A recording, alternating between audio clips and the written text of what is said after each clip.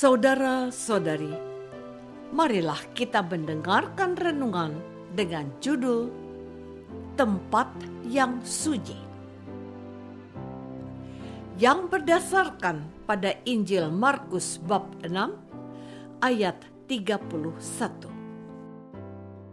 Yesus bersabda, "Marilah ke tempat yang sunyi, supaya kita sendirian dan beristirahatlah sejenak." Dalam nama Bapa dan Putra dan Roh Kudus. Amin. Saudara-saudari terkasih dalam nama Tuhan Yesus Kristus. Pada suatu saat para rasul berkumpul kembali dengan Yesus dan memberitahukan kepadanya semua yang mereka kerjakan dan ajarkan.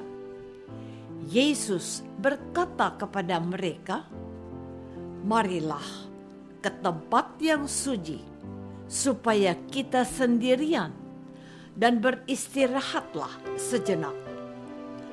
Begitu banyaknya orang yang datang dan pergi, sehingga makan pun mereka tidak sempat.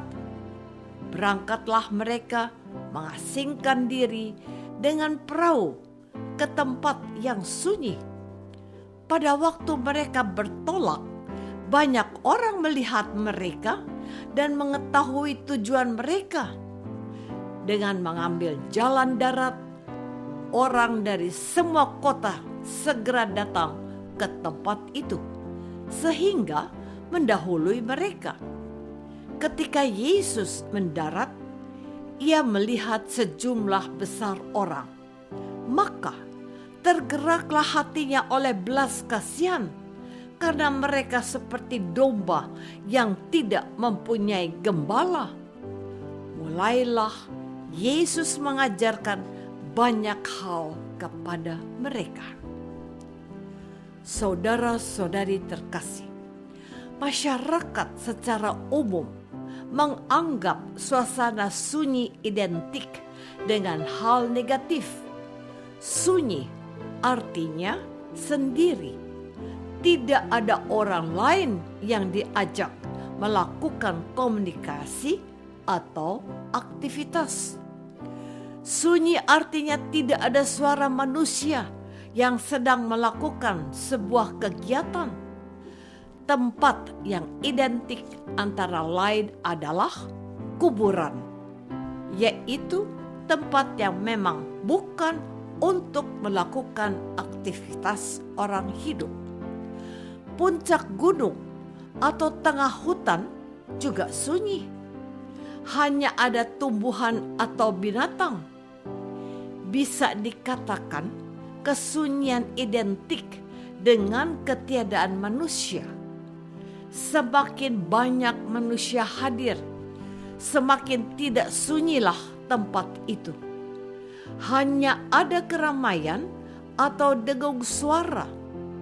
Jadi sebenarnya manusia itu terbiasa hidup, bahkan mungkin hanya bisa hidup dalam keramaian bersama manusia lain. Hidup manusia mensyaratkan keramaian. Hanya 1-2 orang saja yang secara sadar menginginkan hidup dalam kesunyian jauh dari komunikasi dengan manusia. Mungkin dia memang memerlukan suasana itu karena tugas atau profesinya. Barangkali ia ingin mengundurkan diri dari keramaian di waktu hidup sebelumnya. Bisa juga memang dia harus menyepi untuk mencapai sesuatu.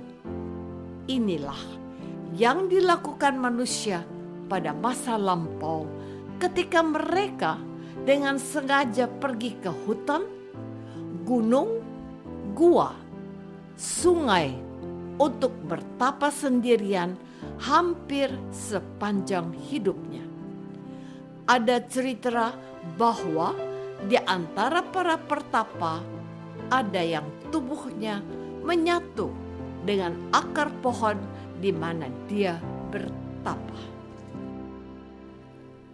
Saudara-saudari terkasih, mengapa Yesus mengajak para muridnya untuk pergi ke tempat yang sunyi? Karena sebelumnya mereka bertemu dengan banyak orang yang datang dan pergi. Jumlah orang yang mengikuti Yesus itu dapat dibaca antara lain dari perikop tentang 2 roti dan 5 ikan, di mana dikatakan ada sekitar 5.000 orang. Belum terhitung wanita dan anak-anak. Yesus bersama 12 rasul dan mungkin beberapa pengikut melayani lebih dari 5.000 orang. Sungguh tidak terbayangkan keramaian dan keributan yang terjadi. Situasi itu bahkan membuat Yesus tidak dapat beristirahat dan makan sejenak. Sungguh melelahkan. Jika melayani orang banyak itu terus dilakukan tanpa henti, bisa-bisa malah Yesus dan para muridnya akan kelelahan dan jatuh sakit sehingga pelayanan terhenti.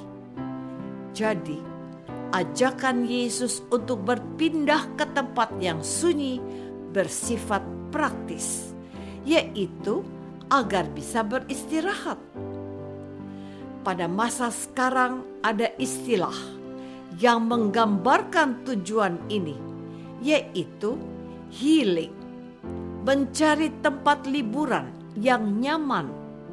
Manusia memiliki keterbatasan fisik dan psikis sehingga perlu diistirahatkan dan ditambah daya. Pergi ke tempat sunyi pada perikop di atas didasarkan atas tujuan manusia. Saudara-saudari terkasih, di dalam kitab suci dituliskan bahwa beberapa kali Yesus sendirian berada di tempat sunyi, bukan untuk sekedar beristirahat, tapi untuk berdoa.